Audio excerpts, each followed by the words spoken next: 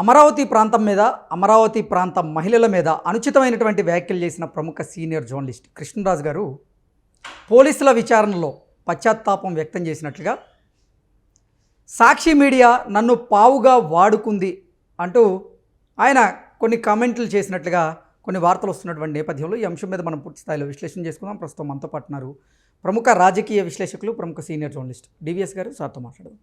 Sir నమస్తే. Sir నమస్తే. అమరావతి ప్రాంతం మీద అమరావతి ప్రాంత మహిళల మీద అనుచితమైనటువంటి వ్యాఖ్యలు చేసిన కేసులో పోలీసుల విచారణలో కృష్ణరాజు గారు పశ్చాత్తాపం వ్యక్తం చేసినట్లుగా, త్వరలో నేను మహిళలకి క్షమాపణ చెప్తూ ఒక వీడియోని విడుదల చేస్తా అని చెప్పినట్లుగా, అలాగే సాక్షి మీడియా నన్ను పావుగా వాడుకుంది అంటూ ఆయన కొన్ని కమెంట్స్ చేసినట్లుగా కొన్ని వార్తలు వస్తున్నాయి. దీని మీద మీ విశ్లేషణ ఏంటి సార్? అంటే పశ్చాత్తాపం వ్యక్తం చేయడం అంటే పశువులు పశ్చాత్తాపం వ్యక్తం చేస్తాయా? ఓకే, ఇప్పుడు మనుషులైతే పశ్చాత్తాపం వ్యక్తం చేశారండి అంటే ఓకే, ఒప్పుకుంటాం. ఇప్పుడు మృగ భాష వాడింది ఏ భాష? పశు భాష. పశువులు కూడా మాట్లాడిన వాళ్ళు పశ్చాత్తాపం వ్యక్తం చేశారంటే నువ్వంటే నేనైతే నమ్ముతా. సరే, వాళ్ళు రాశారా మీడియా కథనాలు, లేకపోతే దర్యాప్తు సంస్థ ఇచ్చినటువంటి ఇన్ఫర్మేషను. ఇక్కడ ఇష్యూ ఏంటంటే సాక్షి నన్ను పావుగా వాడుకుంది, లేకపోతే నేను సాక్షిని పావుగా వాడుకున్నాను, ఇద్దరు పావులుగా ఒకళ్ళనొకళ్ళు కలిపి వాడుకున్నాము, మేము మాత్రం పాములు గరిచినట్టు కరుస్తామా సమాజాన్ని, అమరావతిని, ప్రత్యేకించి మహిళా జాతిని? ఇప్పుడు పాము కాట్లే కదవి. ఈ మాటలు పాము గరిచినట్టు కరిచారన్నమాట వీళ్ళు. అంటే విషసర్పాలకి వీళ్ళకి తేడా ఏంటి? ఓకే, ఇప్పుడు అతను ఏమంటున్నాడు, అతను ఇచ్చినటువంటి ఆ వాంగ్మూలంలో ఏమనుంది? నాకు వాళ్ళు ముందే సమాచారం ఇచ్చారు, వాళ్ళు ఇచ్చిన సమాచారం మేరకు నేను మాట్లాడాను. అంటే ఆ ఆంగ్ల పత్రికలో వచ్చినటువంటి ఆ సెక్సువల్ వర్కర్స్, లేకపోతే ఆ ఎయిడ్స్ పేషెంట్స్, వాటికి సంబంధించినటువంటి సర్వే కృష్ణరాజుని చదవమని ఇచ్చింది ఎవరు? సాక్షి యాజమాన్యం. ఓకే, అతను చెప్తున్నాడు ఆ మాట. ఎవరు? కృష్ణరాజు చెప్తున్నాడు, లేకపోతే కొమ్మినేని శ్రీనివాసరావు. సాక్షి యాజమాన్యం అంటే ఆ యాంకర్ ఇచ్చాడనమాట.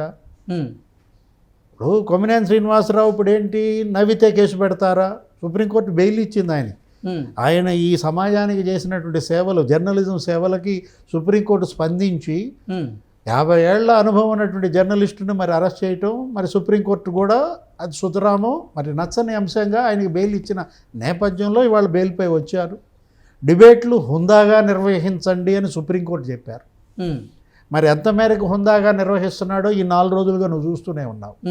మొదటి రోజేమో కన్నీళ్ళు, ఏడ్చారు, గద్గద స్వరం.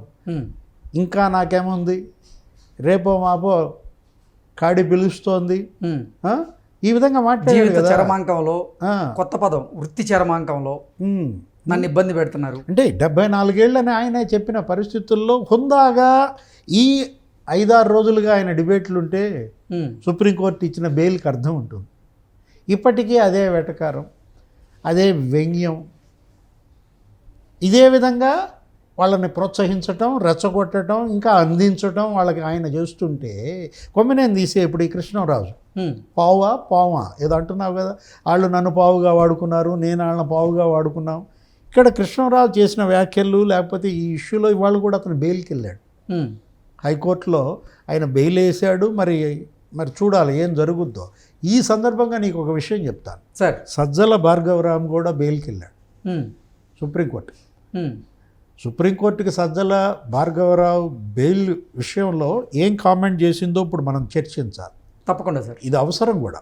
ఎందుకంటే ఆ విషయంలో భార్గవరెడ్డి పైన సుప్రీంకోర్టు ఎస్విఎన్ భట్టి ధర్మాసనం, పంకజ్ మిత్తల్ ఎస్విఎన్ భట్టి ధర్మాసనం ఆగ్రహం వ్యక్తం చేసింది.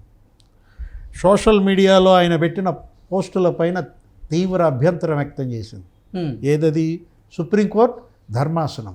ఎవరా జడ్జీలు? Justice Pankaj Mittal, justice SVN Bhatti. ఏమన్నారు?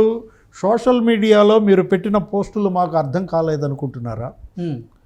ఏ ఆలోచనతో పోస్టులు పెట్టారో ఆ మాత్రం తెలుసుకోలేమా? ఆ పోస్టులు భరించరాని స్థాయికి వెళ్ళాయి.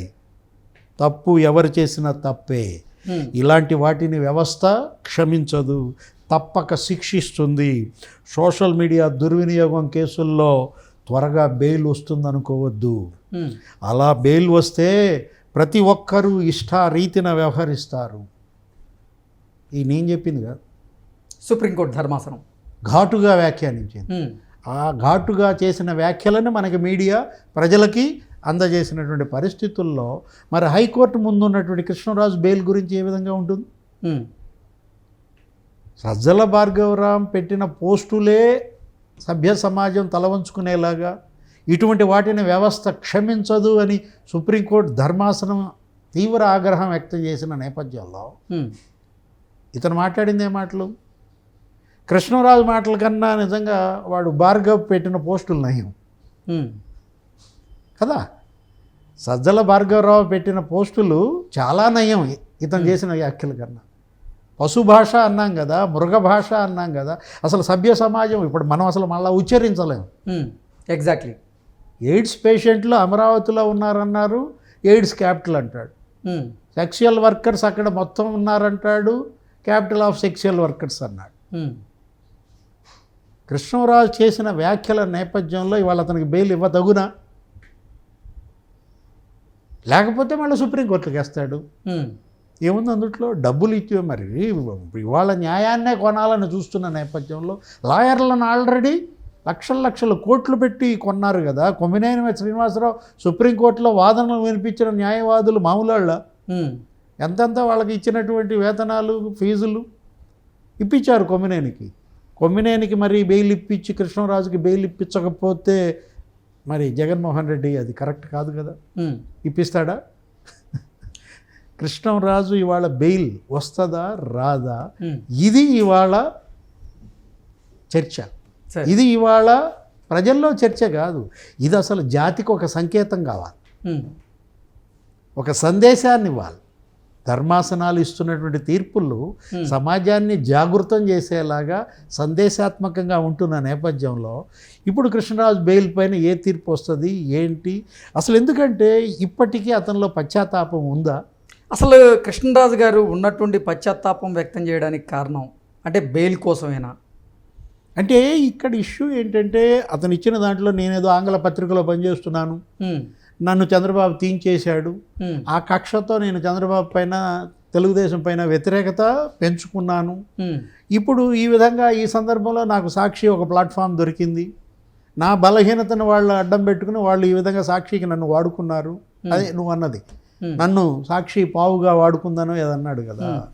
ఏదో ఒకటి దొరికింది కదా ప్లాట్ఫామ్ అని చెప్పి నేను విచ్చలవిడిగా మాట్లాడాను, వాళ్ళు ఇచ్చిన సమాచారం మేరకు మాట్లాడాను అన్నాడు. దీనిపైన ఇప్పుడు అసలు లోతైన దర్యాప్తు జరపాలి. ఓకే, కృష్ణరాజుకి ఈ సమాచారం ఇచ్చింది కొమ్మినేని శ్రీనివాసరావా లేదు సాక్షి ఎడిటరా? అది రావాలి బయట. అది రావాలంటే మళ్ళీ కొమ్మినేని శ్రీనివాసరావుని మళ్ళీ ప్రశ్నించాలి. ఓకే, ఈ కేసులో మళ్ళా సాక్షి ఎడిటర్లని ప్రశ్నించాలి. ఇప్పుడు కృష్ణరాజు ఇచ్చినటువంటి ఈ స్టేట్మెంట్ నేపథ్యంలో, ఈ వాంగ్మూలం నేపథ్యంలో మరి కొమ్మినేని కూడా పిలుస్తారా ఎంక్వైరీకి? మళ్ళీ కొమ్మినేని కూడా పిలుస్తారు, ఎందుకంటే ఆయన బెయిల్పై ఉన్నాడు. ఓకే, పోలీసులకి సహకరించాలి, దీనిపై దర్యాప్తుకి సహకరించమని చెప్పింది సుప్రీంకోర్టు. అవును, డిబేట్లు హుందాగా నిర్వహించట్లేదు, అది వేరే విషయం. ఇప్పుడు కొమ్మినేని దీనికి సహకరిస్తాడా? కృష్ణరాజుని బలి చేస్తారా? ఒడ్డునేస్తారా? ఏం జరగబోతుంది? ఏం చేస్తున్నాడు జగన్మోహన్ రెడ్డి?